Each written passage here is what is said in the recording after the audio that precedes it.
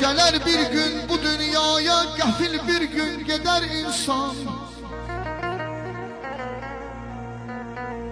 Gələr bir gün bu dünyaya, qəfil bir gün gedər insan. Qalıb nəfsi əsarətdə bir ömrü məhv edər insan. Bu dünya bərbəzəylərlə alıbdır çoxların ağlı.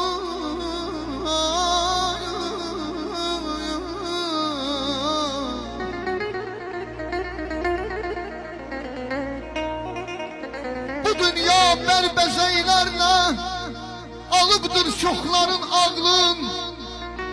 Həyat fani, ölüm ani, düşünməz mi məyər insan?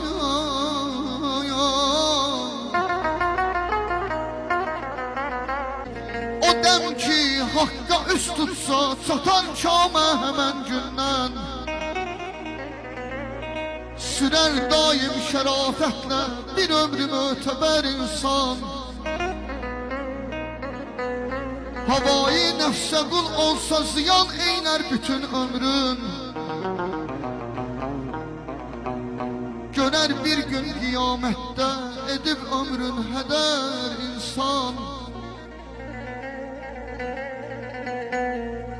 İbadət eynə ey insan.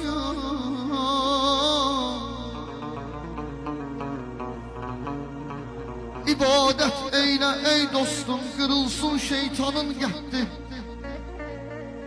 Əmin ol ki bu minvanla çalar yalnız zəfər insan. Elvin istər bu dünyada şərafətlə ömür sürsün. Ölərkən söyləsin hər kəs, ölərkən söyləsin